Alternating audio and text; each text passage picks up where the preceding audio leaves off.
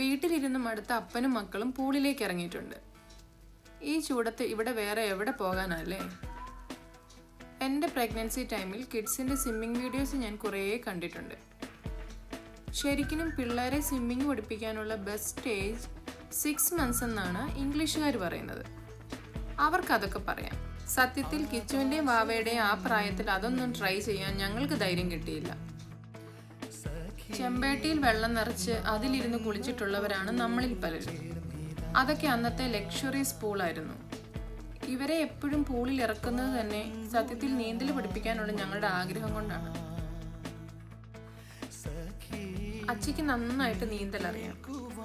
അതിൻ്റെ കുറച്ച് അഹങ്കാരം ഇല്ലാതില്ല. താറാവുഞ്ഞിനെ ആരും നീന്തൽ പഠിപ്പിക്കണ്ടല്ലോ. അതുപോലെയാണ് ആലപ്പുഴക്കാർക്ക് നീന്തലും എന്നാണ് പുള്ളിയുടെ വെപ്പ്. വെള്ളത്തിലിറങ്ങാനുള്ള ഉത്സാഹമൊന്നും തിരിച്ചു കയറാൻ കാണിക്കില്ല രണ്ടുപേരും. ഇനി ഇവരെ തിരിച്ച് വെള്ളത്തിൽ നിന്ന് കയറ്റുന്നതാണ് ഏറ്റവും വലിയ ടാസ്ക്.